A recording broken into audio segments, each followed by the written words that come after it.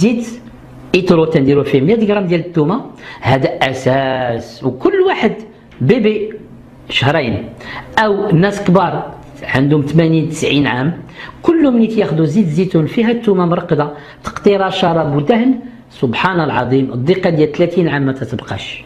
اذا فلا بد نحترموا هذا الزيت، تكون بلا ملحه، نديروا فيها الثومه 100 غرام ترقد بين 3 ايام حتى لاسبوعين، وداك الثومه ما تخافوش منها، تقدروا تشدوها تطحنوها تزيدوها في الماكله.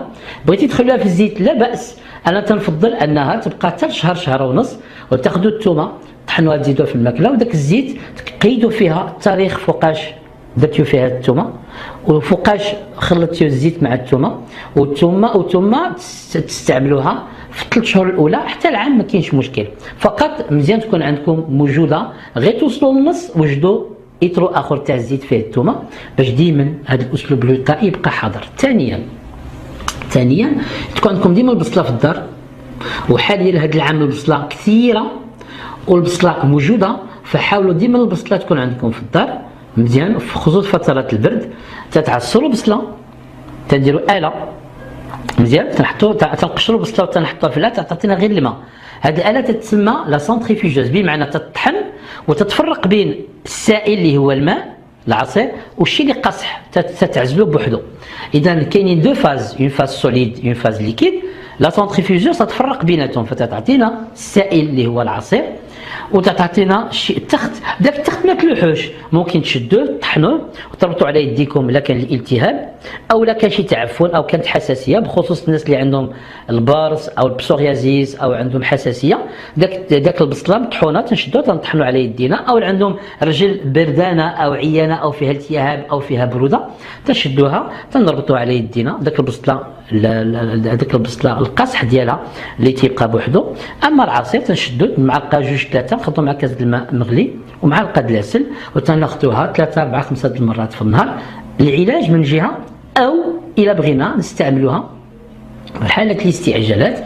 وعندنا في الحالات الاستعجالات وليدات بيبي مثلا شهرين 3 شهور، زيت الزيتون اللي فيها الثومه معلقه صغيره 2 خواص دارهم من داك الخنق، وهذا الخنق هذا ما تيخليهمش ياكلوا، تيكونوا مخنوقين، ما تيخليهمش يرتاحوا ولا ينعسوا، تيبقاو ديما منزعجين. فحنا ملي تعطيهم هذا الاسلوب فعطينا نتائج هائله. ثانيا انه الماء والبصل غالبا الا كانوا صغار بحال شهر عام عامين 3 سنين تنديروا شويه البصله عصير معلقه كبيره مع شويه الماء وعسيله وتيشربوه، ولما لا كل نص ساعه 3 مرات في النهار يشربوه، تبداو تيخويو اللي في صدرهم وتيرتاحوا. وكثير الناس الحمد لله نعسوا في امان الله وحفظه. فهذا الاسلوب في علاج البرد والحساسيه ديال البرد ونزلات البرد من اروع ما كاين حاليا.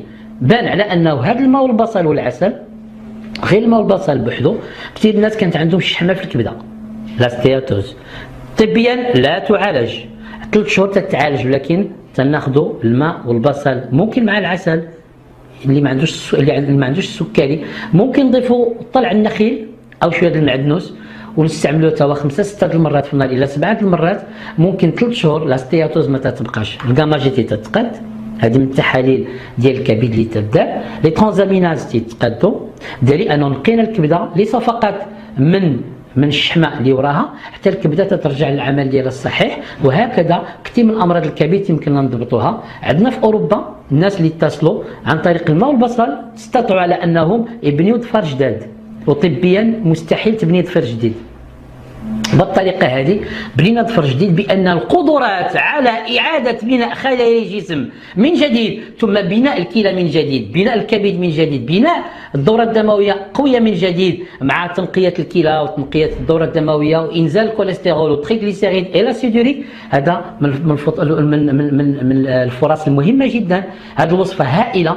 نضيف وصفه ثالثه حتى نضبطوا العمليه الثلاثيه ديال علاج البرد ونزلات البرد، هو الثومه مشويه قوي لب. عندنا الناس كانت عندهم الضيقه قهرتهم، كاين اللي عنده اكثر من 10 سنوات ديال الضيقه، عن طريق الثوم مشوي تنشوي فوق القشر ديالو فوق العافيه مزيان، تنديروا قطيه بالحديد والثومه تنديروا 2 3 تنشويهم بحال تنشوي الكبده ولا تنشويو الكفته، وملي تيصفروا مزيان خلوهم يبردوا تنحيدوا القشره، تنحيدوا القشره ديال من الثومه، تنقسموا على جوج، تديروا قويله مع زويته وعسيله، جوج 3 مرات في النهار مع 9 الصباح مع العصر ومع 9 الليل، وتستعمل لمده 3 إلى 5 أسابيع. كاينين 3 شهور كاينين الناس اللي الدقه مشات، بدليل اسلوب ضد الالتهاب، وعاون كثير من الامعاء كان فيها الدم او كان فيها الدود او كان فيها انتفاخات وعياءات ما بقاتش. كثير العيالات اللي داروا هذا الثوم مشوي قويلب عالج لهم الدوره الشهريه اللي كانت مضطربه، او تجي الدوره الشهريه بالالم، او العيالات اللي عندهم بلغوا 50 60 سنه مازال تجيهم لي بوفيت شالوغ، ما بقاش لي بوفيت شالوغ بداك الحده، فخفاف عليهم الامر. بدليل الثومه مشويه قويلب عطت نتائج هائله جدا في ضد الالتهاب والعياءات الجسم، وتخفف الالم الجسم.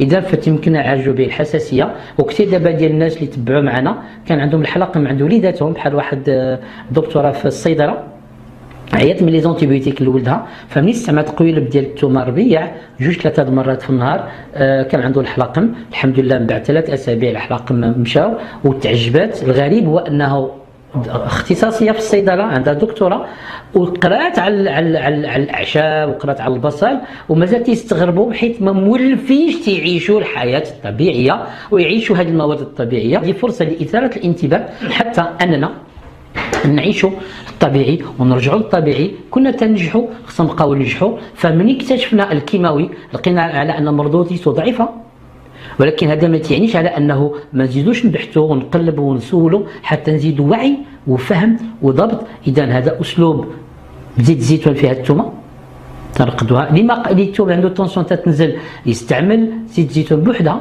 ماشي مشكل. ثم عندنا البصل والعسل او البصل والماء بالنسبه اللي عنده السكري، او البصل والعسل اللي ما عندهمش السكري، ثم قويلب ديال الثوم. وهكذا نقدروا ضبطنا عمليه اساسيه بالنسبه للبيبي باش ما تفوتناش هذه الفرصه. كثير دابا الاطفال ملي تيكون عندهم هذا النوع من الحساسيه، اما اقل من 6 شهور واما اكثر من 5 سنين، تنغلي شويه الماء كفايه، تنعمروا البينواغ ديال الوليد وتنعصروا بصله، تنحكوها في الحكاكه مزيان، تنخلطوها مع الماء بصله حتى الجوج، وتنعوموا هذا الوليد هذا مع الصباح مع 9 وفي العشيه مع العصر 5 د العشيه ثم عند النوم. وتندهروا له بزويته الزيتون، تقراو ايه الكرسي سوره الرحمن، وتنلبسوه مزيان. بعد ما تنديروا له ما تنغسلوا، تنديروا له حمامه البصل، وتنديروا له قويلب ديال الثومه ملي تيجي ينعس. وهكذا قويلب ديال الثومه ربيع 2-3 مرات في النهار، اميها وبصيله حمام، ثم زويته الزيتون غير هنا في آية الكرسي نسدروه ونلبسوه مزيان باش ينعس. هذا اسلوب تنقضيو على الاستعجالات في الحساسيه ديال الجلد، في الحساسيه ديال النيف، الحساسيه ديال الصدر وفي السعال. هانتوما لاحظتيو باش اشتغلنا بزويته عسيله ثومه بصل وماء. اذا الا كان العلم حاضر هذو كلهم سي دي ديزانفيكتون، هذو كلهم